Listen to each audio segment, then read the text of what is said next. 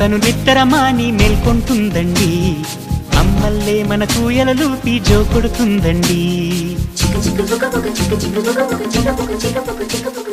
సెలవులు తనకు వద్దంటూ స్నేహితులను మన కందిస్తూ అందరి భారం మోసేస్తూ కోరిన తీరం చేరుస్తూ మతమూపుల మన భేదం తనకు లేదంటుందండి. మానవ జాతిని ఒకే తాటిపై నడిపిస్తుందండి.